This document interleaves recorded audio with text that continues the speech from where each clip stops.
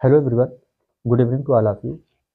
आज हम आपके सामने एक व्हीट स्टोन सेतु के प्रॉब्लम का डिस्कशन करेंगे, जो कि एक बच्चे का प्रॉब्लम है, और कोशिश करूंगा कि मैं ये प्रॉब्लम आपको समझा पाऊँ।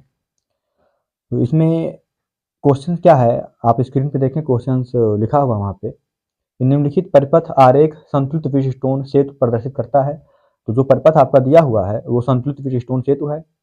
चित्र ए व बी में आर की गणना करनी है। हमें ए और बी में आर का मान निकालना है, प्रतिरोध का मान निकालना है, तथा चित्र ए में वैद्युत धारा I1 का भी मान निकालना है। तो चित्र ए और बी में तो पहले तो हमें प्रतिरोध निकालना है, और दूसरे में क्या नाम है कि चित्र ए में धारा भी बताना है। चित्र बी में धारा नहीं बताना है, लेकिन चित्र ए में धारा भी बताना है।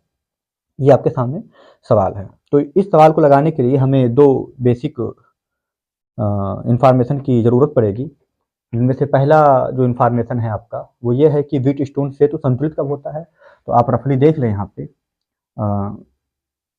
ये कोई प्रतिरोध है, ऐसे लगे हुए हैं।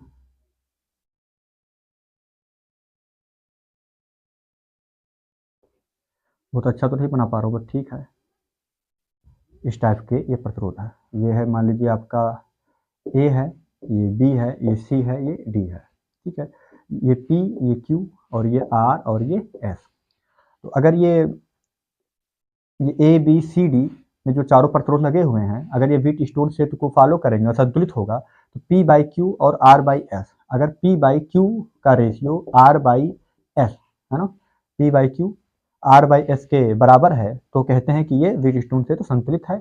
और तब इस डायगोनल में, मतलब बी डी डायगोनल में कोई धारा नहीं बहेगी। इसमें धारा का मान क्या होगा, 0 होगा। ठीक है, कोई धारा नहीं बहेगी। ठीक है, ये होता है। तो पी बाई क्यू निकाल ले, आर बाई एस निकाल ले, या पी बाई आर, और क्यू बाई एस भी निकाल सकते हैं। ठीक है, तो इसको निकालें, पी बाई क्यू या आर बाई एस, या पी बाई आर। अगर यहाँ पी बाई आर की है तो यहाँ पे आप कर दें क्यू बाई एस। ठीक है, वही हुआ, पी बाई आर यहाँ चला जाएगा, क्यू यहाँ चला जाएगा। तो ये अगर ऐसा है तो हम कहते हैं कि व्हीट स्टोन से तो आपका संतुलित है। तो इस थ्योरी का यूज होगा। और जो दूसरी बात यूज होगी वो भी आप जान लें। एक आता है धारा विभाजन का नियम।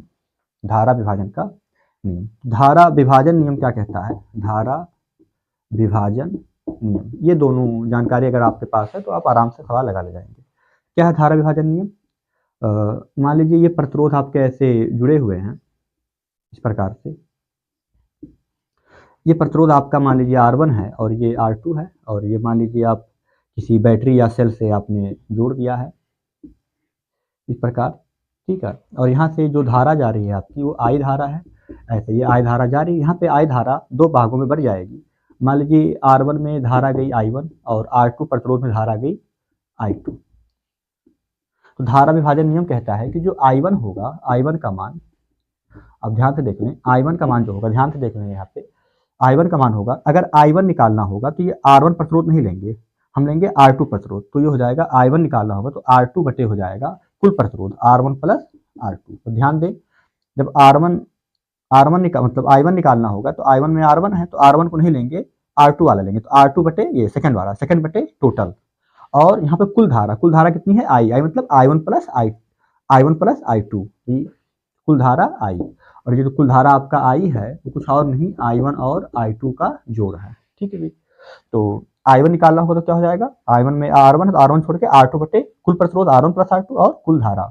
अगर आपको I2 निकालना होता तो I2 में R2 तो R2 को छोड़ दीजिए, ये R1 वाला, R1 बटे कुल प्रतिरोध R1 प्लस R2 और कुल धारा I। तो इस प्रकार आपका I1 और I2 निकलता है। तो इसका हम यूज करेंगे। तो ये तो आप कम से कम इसको लिखे लें, ये धारा विभाजन का नियम इंपॉर्टेंट है, इसमें इसका यूज हम करेंगे इसमें। ठीक है जी, तो यहाँ तक देख लें, लिखने की जरूरत नहीं, मैं आपको PDF दे दूंगा। ठीक है, चलें अब आते हैं सवाल के हल पे। तो ये सवाल के लगाने के लिए जो हमें जानकारी होनी चाहिए थी वो है। अब सवाल पे आते हैं।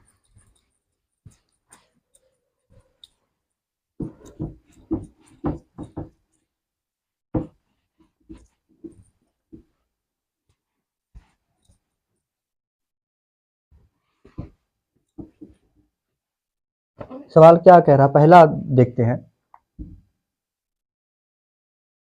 पहला पार्ट देख रहे हैं यहाँ पे।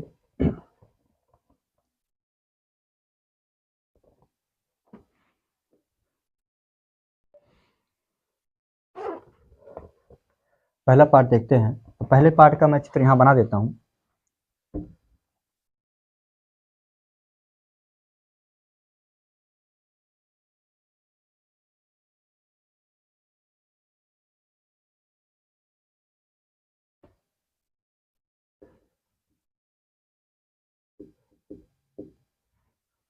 ये जी है आपका, और यहाँ पे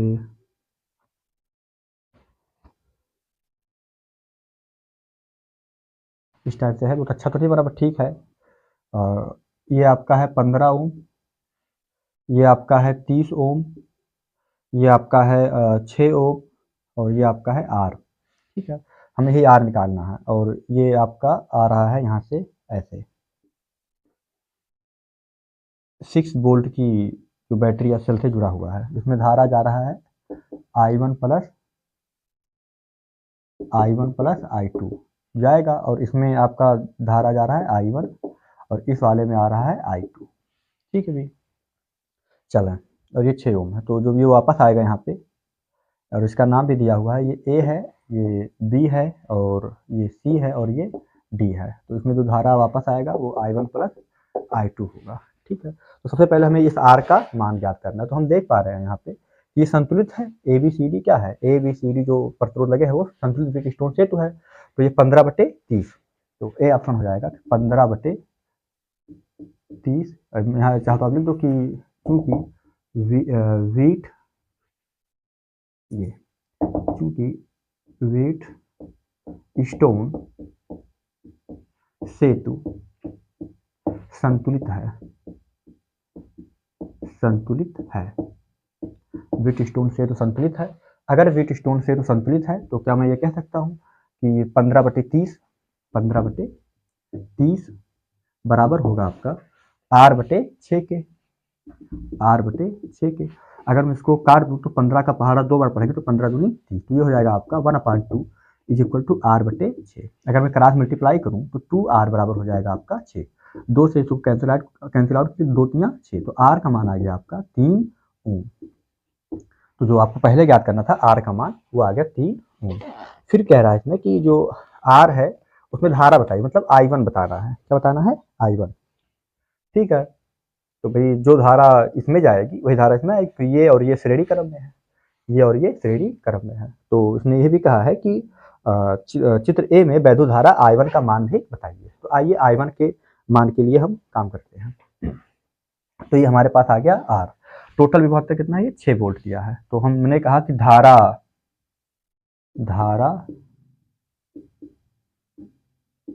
विभाजन नियम से, धारा विभाजन नियम से। और अगर धारा विभाजन नियम से देखें तो I1 का मान क्या है?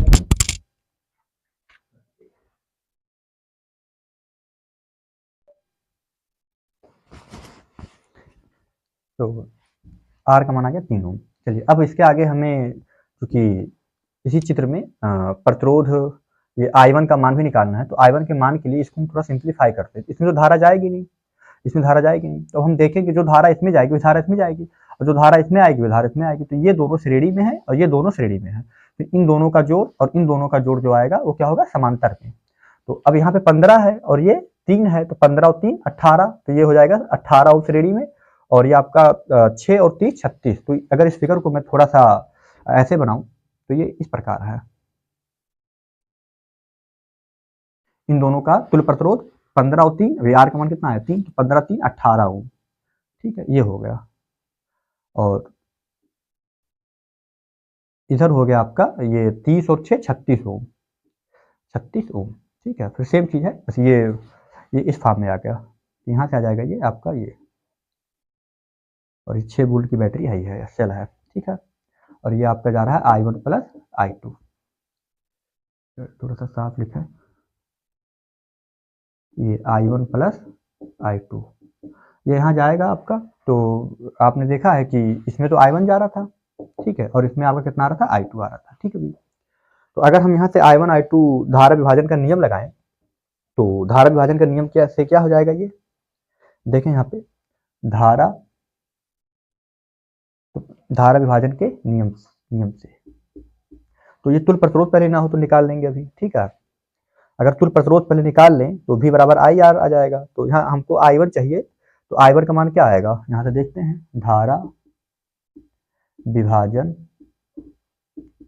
नियम से, धारा विभाजन के नियम से, धारा विभाजन का नियम क्या कहता है कि अगर I1 निकालना है, ठीक है, तो I1 का मान क्या हो जाएगा, I1 का मान हो जाएगा आपका, इस प्रतिरोध को छोड़ दीजिए, इस प्रतिरोध को, भाई I1 मिल जाए तो इस प्रतिरोध को छोड़ दीजिए, ये R1 है, ये R2 है, तो R2 में कितना 36, हो जाएगा 36/18 + 36 R1 + R2, 18 + 36, ठीक है। और कुल धारा मतलब I मतलब I1 + I2, ठीक है। वही अगर I1 निकालना है तो इस प्रतिरोध को छोड़ के 36 कुल प्रतिरोध 18 + 36 और कुल धारा I मतलब I1 + I2, भाई I किसके बराबर है, I1 + I2 के, ठीक है। अच्छा, अगर आपको I2 निकालना होता तो 18/18 + 36 करते और I1 + I2 करते, तो इतना आ गया। तो अगर मैं देख पाऊँ यहाँ से तो ये हो जाएगा I1 बराबर 36/18 36 54 और ये हो जाएगा आपका I1 + I2। तो ये आपका एक थोड़ा सा काट दें इसको, तो ये सिंप्लीफाई करेंगे तो ये हो जाएगा I1 का मान 36/54 मतलब 18 दूनी 36 और 18 तियां 54, तो 2/3 और यहाँ पे आ जाएगा आपका I1 + I2। तो इसको मैंने समीकरण 1 मान के ऐसे छोड़ दिया। तो यहाँ तक का हमने बात कर दी। अब हम किसी हिसाब से और I1 + I2 का मान अगर मैं निकाल पाऊँ तो मैं यहाँ पर रख दूंगा तो हमारा I1 का मान आ जाएगा। तो पहले आप यहाँ तक देख लें, फिर हम आगे चलते हैं। तो आपने देख लिया होगा, समझ लिया होगा। अब हमें चाहिए भैया I1 + I2 मतलब कुल धारा चाहिए। तो कुल धारा के लिए हमें कुल प्रतिरोध चाहिए और कुल ये विभवांतर दिया ही है अभी, ठीक है। तो कुल प्रतिरोध ये समांतर क्रम में है, तो कैसे निकालेंगे, बहुत ही आसान सा है। ध्यान दें, यहाँ पे हमने कहा कि 18 माना R डैश 18 ओम व 36 ओम का तुल्य प्रतिरोध है,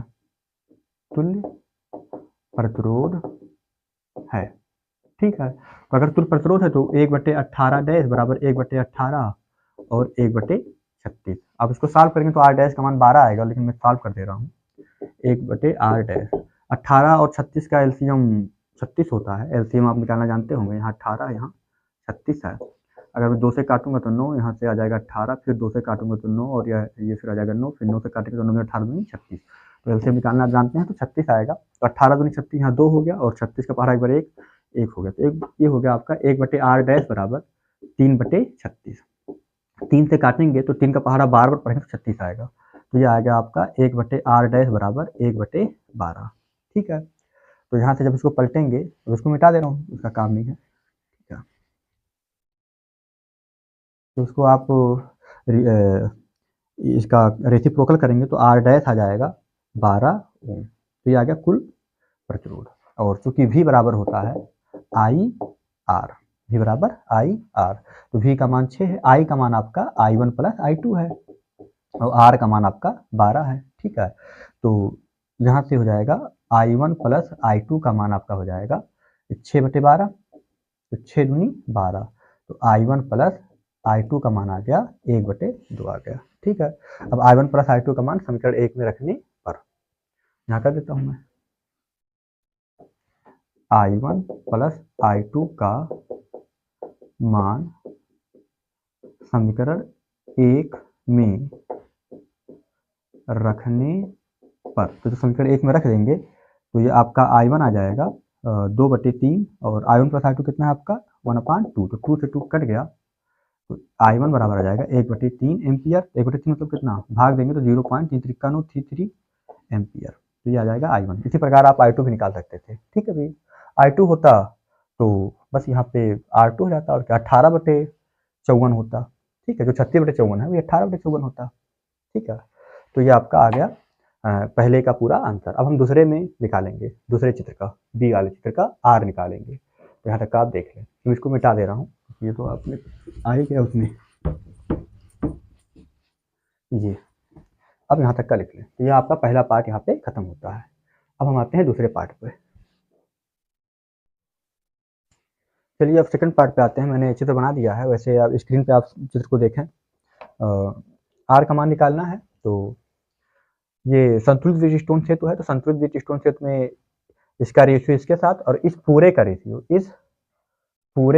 इसके साथ बराबर होगा। तो इस पूरे का रेशियो निकालने के लिए पहले इसका तुल प्रतोड़ निकालना पड़ेगा। तो हमने कहा कि माना, ये बी पार्ट है आपका, माना आर व 15 ओम